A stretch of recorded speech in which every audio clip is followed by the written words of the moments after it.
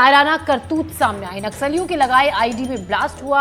ID blast में ग्रामीण गंभीर रूप से घायल हो गया। जगदलपुर मेडिकल कॉलेज में घायल ग्रामीण को भर्ती कराया गया है। नक्सलियों ने प्रेशर आईडी लगा रखा था। सिराकोंटा और दमपाया के बीच की ये घटना है। सिराकोंटा और दमपाया के बीच ये आईडी ब्लास्ट हुआ, जिसकी चपेट में एक ग्रामीण आ गया, बुरी तरह से घायल हुआ है, जिसे अस्पताल में भर्ती करा दिया गया है। इस वक्त की बड़ी खबर बीजापुर से खबर सामने आ रही है, जहां सिराकोंटा और दमपाया के बीच में एक आईडी ब्लास्ट हुआ। प्रेशर आईडी बम ये था जो कि नक्सलियों ने लगाया हुआ था। जगदल मेडिकल कॉलेज में घायल ग्रामीण को भर्ती कराया गया। इस खबर पर ज्यादा जानकारी के साथ सलीम शेख हमारे संवाददाता हमारे साथ जुड़ रहे हैं। जी सलीम, क्या है पूरी खबर, विस्तार से एक बार जानना चाहेंगे।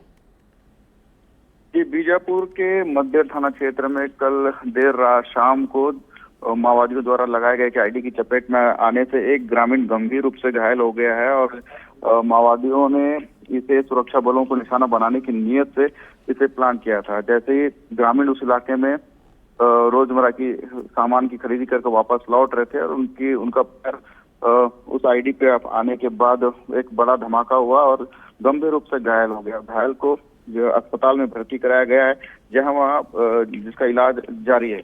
और लगातार जिस तरह से माओवादियों के खिलाफ बस्तर के अलग अलग इलाकों में जो मुठभेड़ जारी है और इससे बौखलाए हुए माओवादी किसी बड़ी घटना को अंजाम देने की फिराक में है। और इस तरह से जो कायराना हरकत है, अलग अलग जो रिहायशी इलाके हैं जहां ग्रामीणों का आना जाना है, उन इलाकों पर आईडी जैसे हथियार लगाकर उन्हें गंभीर रूप से घायल कर रहे हैं।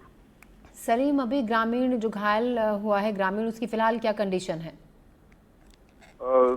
घायल ग्रामीण के पैर में गंभीर चोटें आई हैं और चेहरे पर भी जो स्प्लिंटर्स हैं वो लगे हैं। और घायल अवस्था में ही आसपास के लोगों ने तुरंत उसे मध्येड़ के प्राथमिक स्वास्थ्य केंद्र में भर्ती कराया, जहां उसका इलाज जारी है। आज संभवतः उसे मेडिकल कॉलेज रिफर किया जाएगा। हालांकि अफसर बता रहे हैं कि स्थिति खतरे से बाहर है, किसी तरह की कोई खतरे की बात नहीं है, लेकिन अचेतन तौर पर उसे मेडिकल कॉलेज रिफर किया जाएगा।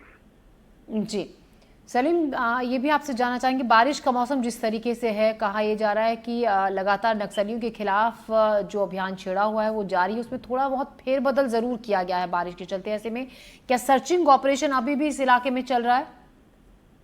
जी बिल्कुल, जो इलाका है माओवादियों का जो गढ़ हुआ करता था, उन इलाकों में जो अभी सुरक्षा बलों ने जो पकड़ बनाई है, उस पकड़ को कहीं भी कमजोर होने नहीं देना चाहते हैं।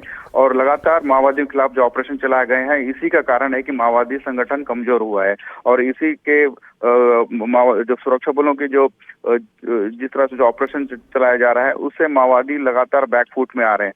तो बस्तर आईजी का भी यही कहना है कि बस्तर के नक्सल प्रभावित इलाकों में जहां बारिश के वजह से जो रास्ते कट जाती थी, माओवादियों के इलाकों में सुरक्षा बल नहीं घुस पाते थे, लेकिन वो उस इलाकों में अब सड़कों का काम तेजी से हुआ है, पुलियों का काम हुआ है। तो इस कारण से अब नक्सल इलाकों में पहुंचना आसान हुआ है। तो कहीं ना कहीं माओवादियों को एक बड़ा नुकसान होगा और आने वाले समय में जिस तरह से 2026 तक माओवादियों को बस्तर से खत्म करने का जो दावा किया जा रहा है, वो कहीं ना कहीं सही साबित हो रहा है। तो बस्तर में अब माओवादियों के लिए जो ऑपरेशन चलाए जाते, बंद किए जाते थे बारिश के समय, लेकिन इस बार इस तरह से नहीं होगा।